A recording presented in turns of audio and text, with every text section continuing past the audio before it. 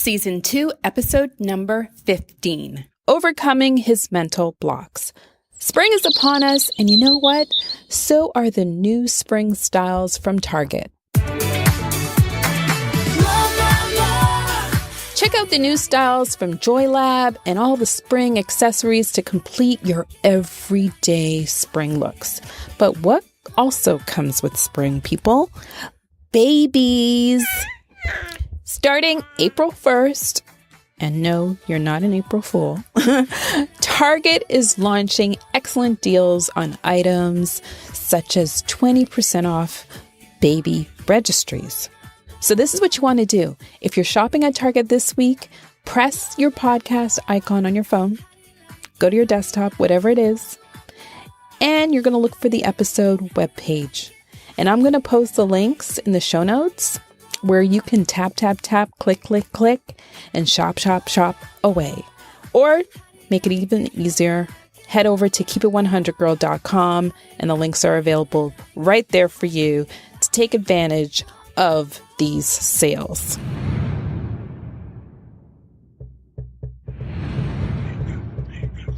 So I'm Nina Babel. I am the founder and host of the Keep It 100 Girl podcast. In case you're wondering, Keep It 100 simply means this.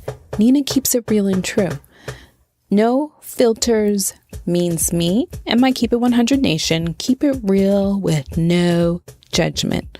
On my podcast, there's no boundaries, just uncut conversations where Nina talks to you like I talk to my own friends, whether they're male or female. But ultimately, I help both men and women, and today, especially you men, because April is a men-focused month, but I help you all celebrate embarrassment in your lives. And so just think of all those awkward moments that you kept to yourself, or maybe you shared it with one special person, your BFF, your boy. But I call these Keep It 100 moments. This is where I get you all to tell the truth, nothing but the truth, even if it's totally embarrassing or super cray. And listen, people want raw. They want real and raw, and you're going to be getting that today.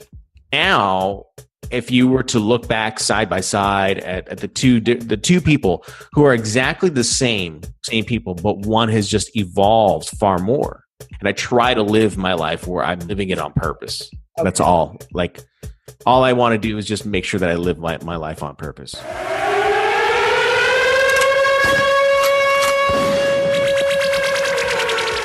So if you're a woman listening, but dying to know what other men are thinking, but not saying out loud, and if you're a man dying to know what women are thinking, but not saying out loud either, don't move because you're in the right place. So Nina has many private aha moments, and so do you. Join me today with my interview with Shannon Hernandez. Shan the Man is an on-air personality with 20 years of broadcasting experience and now as a podcast producer. Currently, you could listen and tune in to Shan the Man at Hubbard Broadcasting and on air at 98 KUPD, The Official. So are you ready to keep it 100? Yes, I'm ready to keep it 100. I'm ready to keep it 100, girl. You know I'm going to keep it 100. So as you heard earlier, Shannon is an on-air personality, which means he is a public figure. So I've said this from the beginning, and I will continue to say this, but we all are a product of our environment. So I asked Shannon to tap into that and share his younger self. And more importantly, this is the beginning of the mental blocks. I grew up in a small rural town in northern Arizona called Baghdad, Arizona. And I grew up to a mom who's a stay-at-home mom and a dad who worked in a copper mine. And, as a Hispanic family, it was very Hispanic, but I wouldn't say it's like by some standards, like super Hispanic. But, my mom made sure that she took care of us. She fed us. I mean, back then I did have a problem with food because I didn't like food. I only liked certain foods. And my mom to this day she says she can't figure out where my distaste for vegetables and fruits ever came from. She just didn't understand why I stopped liking them because I used to like them when I was a kid between, I guess, the time that you can start eating, whole foods to about maybe 6 or 7. And I just stopped eating foods. I just only like certain foods. And I don't even know why I even turned into that person. And I think it was just out of being maybe the little kid, the baby, the spoiled child. And I was just very spoiled at that point in time. I was about 37. And I had been going through a number of personal issues, personal problems. And there were some things that were really kind of eating at me and digging away personally with me. And there was still this refusal to eat food, real whole food. Mentally, just vegetables, leafy greens. And that was a real hard mental block for me. And it wasn't until I guess you could say the mental block personally, there was something eating away at me personally about food, but it also had affected my personal life and my personal development of who I was. So let's define mental block. It's an inability to recall some specific thing or perform some mental action. And you are not human if you don't experience mental blocks in your life. We all do. It may be just something temporary, and we all could relate to this, where we've misplaced something like our keys. Or on the flip, it could be your worst nightmare that just never goes away. But one thing that's in common between both is that you're going to hit this psychological wall, that just doesn't move, and you got to break it down. Shannon explains how he powers through that feeling that we all could relate to of just being stuck. And throughout this whole episode, you're going to learn how he surpassed his mental blocks. So I'm going to let him start doing most of the talking, and I'm just going to shut up. I was going through a really tumultuous, it was very, very turbulent phase of my life where I was I was a big time womanizer, and I would go to the bar and pick up on a girl and then move on to the next, and then move on to the next, and pretty soon I started understanding that that's kind of how I did it with food. That's kind of how I did it with everything. It wasn't just women, it was everything, and it could have been job too. And it wasn't until one day that a friend of mine, her name is Christy, she came over, and at the time, we both kind of had a romantic involvement with each other. But one day she came over, and she was trying to help me out. And it turned out that I ended up telling her, I can't do this right now. And then she says, what can't you do? And I said, this, I can't do this anymore. And at that point in time, and at that moment, I knew I had reached my low point, because there were a number of physical, emotional, spiritual problems, but mainly the physical was what was harming me the most.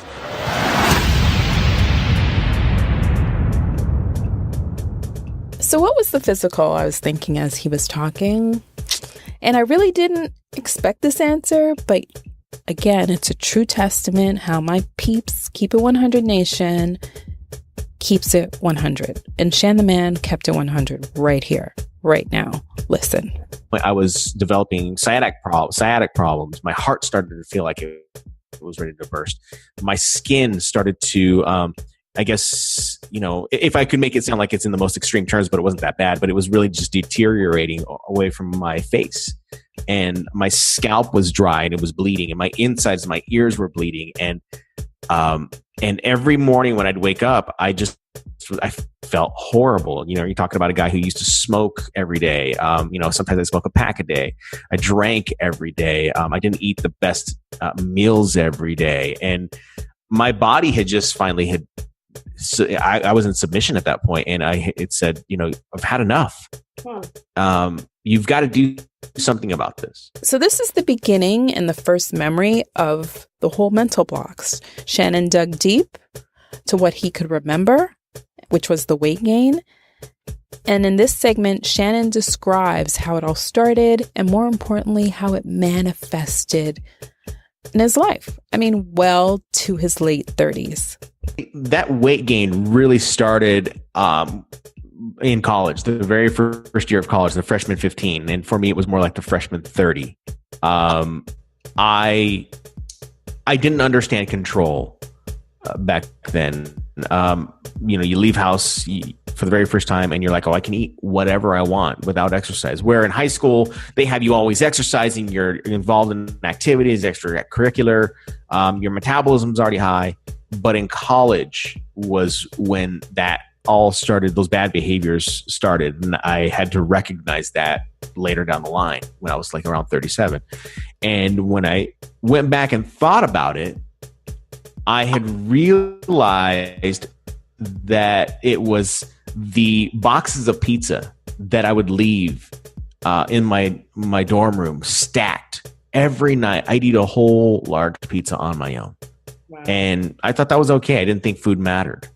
And I would just eat that, and I would drink Coca-Cola, Pepsi, Mountain Dew, Sunkist, whatever was out on the shelves. Very little water. And then when you're going to get dinner at the cafeteria, they have all this great food that's in front of you, cooked, and all these foods that just help you when it comes down to studying. And I opted always to get a couple of bowls of cereal, and that was what dinner was. And that's where a lot of my weight gains had started. And it was just started out of like a lack of respect for the control or lack of control that I had. When I look back on it, I was wildly unfocused with not only eating, but just in school. I was a very average student in college. And I believe that weight gain affected numerous opportunities for me.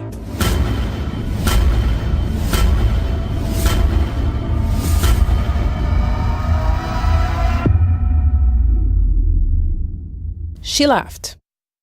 What goes through any man's mind after he tells you that a woman has left?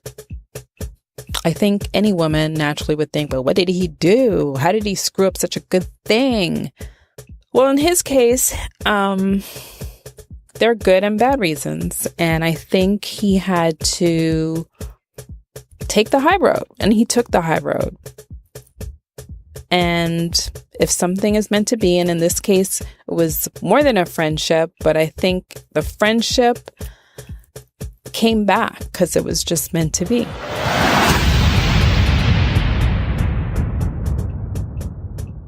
The day she left, and I remember the day she left, she kissed me, and I knew that was going to be the last kiss that I would ever give her, because from that point forward, she would only be my friend. And because I didn't want to drag her in on what was going on at that moment. I mean, I don't believe anyone deserves to go through what I had to go through personally. And I remember I went, and I didn't have very much money, and I went to the gym by my house, and I paid for $130 gym membership. And I started exercising every day. And I told myself, I'm going to go every day for at least 15 minutes a day, just to do it, just so I can get rid of this pain in my leg. Because that was the one thing that was bothering me the most, was the pain in my leg. And I said, I'm going to go every day for 15 minutes, and I'm just going to see what happens. I started eating healthier, and I started combining this weight loss. I started combining these very basic practices of wellness with eating and exercising. And over the course of 6 months, I had found that I had gone down from like 177 pounds, 180 pounds, to about 160. And I had felt the best that I had ever felt, since high school. And it was life-changing for me. And that's why I believe that my friend Christy, she was the main motivator, and she continues to be the closest friend that I have to this day, because if it wasn't for her, I think I probably would be dead at this point because I was just abusing myself with foods and bad behaviors. I mean, my philosophy is that if you have one bad behavior in one area of your life, it likely bleeds into another area of your life where there's more bad behavior. Facts. This next clip is totally unadulterated mental block that men will not admit, not even to their closest boy. But you know what? It was Shannon's rock bottom moment that I call a keep it 100 moment.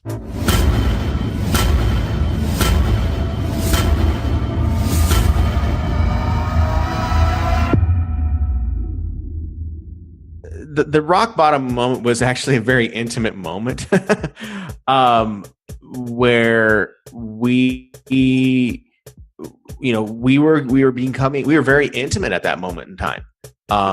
And physically, I just was not able to do, let's just put it this way. I wasn't able to perform the way I feel like I could have performed as a man. Okay. But at that time, she felt as though that wasn't a problem or an issue, but I knew that was an issue. And that was just, that was, I guess, the catalyst at the end of the day. It was like, I guess you could say, when you have a big pile of sticks, or you have a big pile of rocks, and there's something that's holding these pile of rocks or sticks. And then all it takes is just one final thing to be laid on top of that pile. And for me, intimacy was that final thing.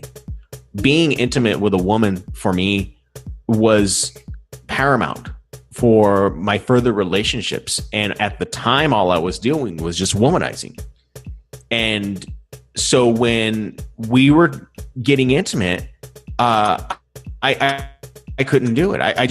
I couldn't do it physically, but mentally I couldn't do it. It was the final straw that broke the camel's back. And I had to tell her no. And it was the hardest thing for me to tell her, because I had told, it's that line that you hear in movies all of the time. You hear, it's not you, it's me. And she was like, I don't get it.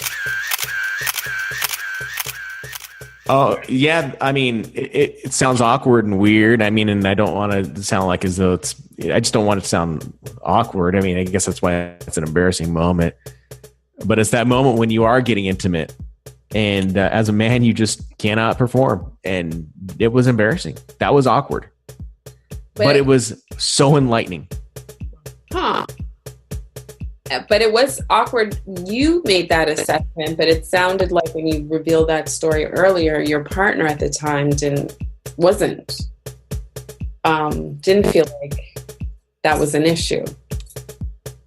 You were convincing her. I think she was being nice. Yeah, I think she was being nice to me at the time, because there was just no way that was going to be happening at any point in time. And I just knew it, and she was just being nice about it, and it was weird, and it was awkward, and she and I don't really speak of it, but we know that it was an awkward moment. So, so we just we brush it off, and Christy continues to be so close to me to this day. So I'll tell you this, because females' first instinct after this type of situation is to go into saving face mode. This is when we realize, you know what? I don't have a leg to stand on. How do I salvage this? I'm embarrassed. I'm embarrassed for him. How do I not make him feel embarrassed? Have you been there? And she was like, is it someone else? I mean, she ran the gamut of questions, and I told her, no, it's not you. It's not anyone else. It was this moment where I had felt an enormous amount of guilt from the lack of control that I had in my life for all those years. And there we were in my bedroom and just staring up at the ceiling. And I'm just almost to the verge of tears, but I'm more disappointed in the fact that I had allowed myself to get to this point, and it had to be at that moment with someone. From that moment forward, I was like, I never want to bring someone down into my dirt the way I did with Christy. That's why she's so close to me. She's still close to me to this day. you could say we still have like this crush on each other at this point in time, but we keep it as very close friends. And so, she leads her own life. I lead my own life. I'm very supportive of her, and she does the same for me.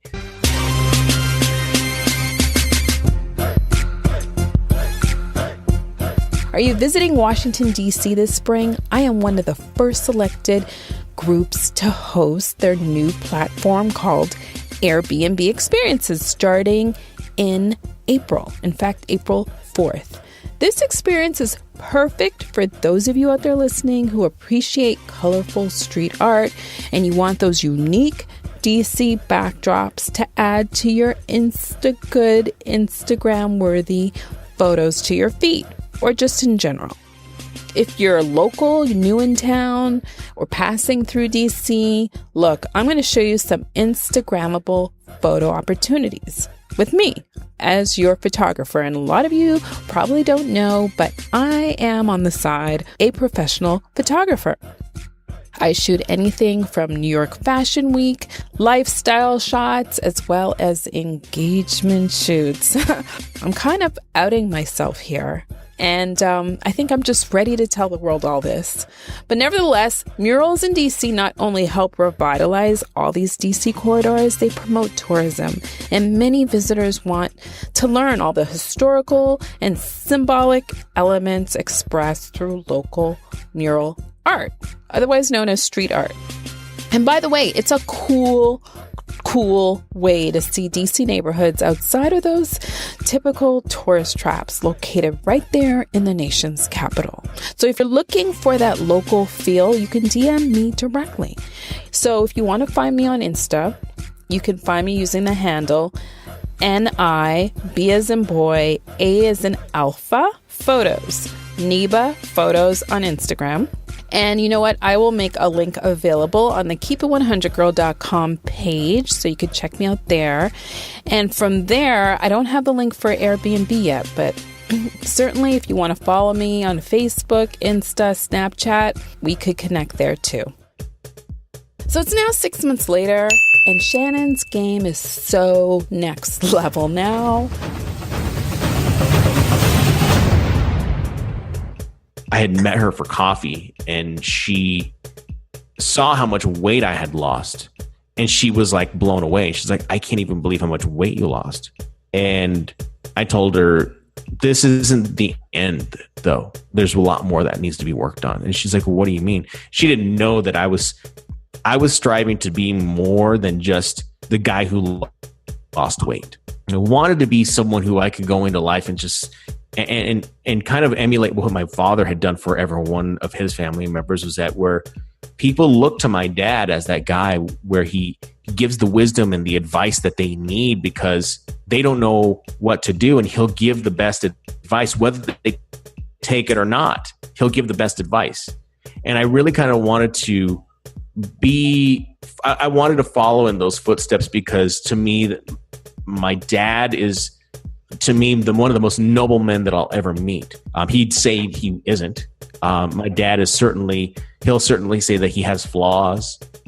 But for a man who's been married for 54 years to the same woman and continues the daily routines of diet and exercise every day, and has always given me the best advice, only for me to learn that advice that he gave me 20 years ago still rings true to this day. I was like, that's the model that I want to be after right there. My dad. And whether I'm married or not, I want to be able to help people in general. I want to help them get beyond what is mentally blocking them, whether it be weight loss, whether it be getting to the gym, whether it be starting a podcast, whether it's starting their own website, their own online business, doesn't matter. Where it is all rooted is in the mind, and telling yourself, I can do this, but I don't know where to start. And a lot of the times you just have to start. That's all it is. You just have to start, and you have to tell yourself you're going to do this. I want to be completely the best version for myself, so that when I do meet the right woman, that I can support her when she is falling down or stumbling. But she has to be on the path to equally be working hard on herself too. I'm not just going to be there to hold you up all of the time. It's all about right here and right now. of where I started and where I am now, I'm in a much better place than I am now. In those 4 years, I have been diagnosed with hypothyroidism, which is a more common condition that women get. Right. And when I found out that I had hypothyroidism, I thought, well, why me? And I fell into a depression, and I had realized that when I fell into a depression about this time last year, I had learned that there was still work that needed to be done mentally. I'm a better person than I was from that moment I was in my bedroom with Christy than I am. I'm a better person now than I was then. And there's a sense of pride that goes with that. I no longer drink anymore. I don't smoke anymore. And when I'll still go to a bar every now and again, but it's always a funny exchange because people always ask me, would you like a drink? Would you like a beer? Would you like a shot? And I go, no, I don't drink. I just, I can come and have fun at the bar without alcohol or booze. And I've learned to now control those influences that might lead me down the right path, because all the work that I've done up to this point, I don't want to see just go down the drain. The womanizer versus the father role. So he played one, which is the womanizer, and he aspires to be the other, which is the father figure. And without giving it all away, Shannon describes his embarrassing moment to feeling emotionally empty in this next clip. Especially when he talks about one-night stands and how they just don't cut it anymore. The womanizer thing, I think, was just, it was a fantasy that I had dreamed of as I was a child. At the time, HBO and Cinemax were around. You'd see all these, whatever movies that were out late night. And I was like, oh, I want that. I want that. I want that. And not realizing that those are fantasies. They're cool for a very short time, but they're just fantasies. Now, the fantasy is very cool if you're intimate with someone and it's just the single person. And I definitely have had that. But the one night stand just doesn't cut it for me anymore, because it leaves me emotionally empty. Men tend to have a little bit more emotion that they wear on their sleeve than I think women do. Women still have this emotion, but men, for whatever reason, they get wrapped up in it when there's a breakup or whatever, and they just can't get over it. Right. And I knew at that moment, that I wanted to have a relationship with a woman who was mentally strong, who took care of herself physically, mentally, and emotionally. But I had to learn for myself that when I look for a woman, that it doesn't mean that I judge them based off of what I see them doing. But typically, I'm tipped off real fast by who they are based off of what I see in their personal life and how they handle things. And it's like I know myself so well to know that when I see someone else doing something, that they may be working on it or they may not be working on it. And having that intellectual and emotional connection too is very important to me. It's very rare that men have this connection. They possess it, but they don't know how to harness it. Women call it intuition, and men have it. But men have it, but they have to learn it. Women just have it. And so I believe that men have to work on this intuition every day to reach that feminine side. A man, I believe, is more masculine and more manly if he understands his feminine side even more. There's a difference between a man and a woman's intuition. Women have intuition. They have it. Men have to learn it, though. That's when I was like, okay, and now I know I'm on the right path. Now I know that I'm doing the right things. I'm focusing on building the strength physically. I'm not, like I said, I'm not a big guy, I'm not a muscular guy, but I am strong for, being functional.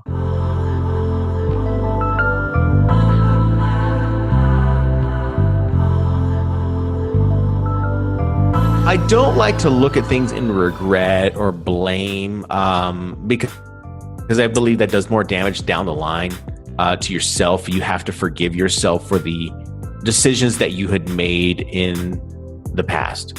and you have to forgive others for their decisions, for what they made in the past. And that wraps up another episode of the Keep It 100 Girls Show. Every week, I give you that fist bump to help you improve your game. So today we talked about all the mental blocks in your life, more importantly, in a man's life. In Shannon's case, it started from young, and it manifested to other, which you want to call bad behaviors, that he mentioned that could have killed him. Be honest with yourself. And if you're going through something similar, no matter relationship-wise, career-wise, family-wise, any situation, I think you can do the following. List all your bad behaviors. This is where you need to be honest with yourself. Again, I have to emphasize that. Remember the times and reflect on the times where you felt happier. What brings you joy? What makes you more creative and more you? Make a list of those items too, and I want you to have them side by side. Also, I want you to look at old pictures and listen to music that reminds you of the better days. Visualize yourself back in those spaces, environments, and level up from there. Whatever brings you joy in those spaces is what you want to focus on. Nina is here to empower you every week and give you your weekly dose of self-confidence and help you realize your worth. On my show, we celebrate embarrassment, recognize what it takes to have more self-love, and those life lessons that make you go, sheesh. I may even suggest things that'll make you say, has she lost her mind? But the fact that you all are continually being honest and open, I have to say, makes me happy because it's just a true testament of what Keep It 100 really means to everyone. And guess what? We're not even finished. Shannon had a whole lot more to say. And I'm going to feature this on a future episode called Loving Yourself First. So tune in next week for the sequel where he mansplains it all and gives his best advice. Before you go, if you really like this episode or any other one, kindly leave me a rating and 5-star review, whether it's on iTunes, iHeartRadio, Spotify, Google Play Music. I rely on it because you know what? It helps me stand out. It helps me stick out from the crowd, and it helps women and even men understand each other better and keep it 100 with each other. Thanks for tuning in, and remember to keep it 100 this week. Nina keeps it real. She keeps it true. Smooches.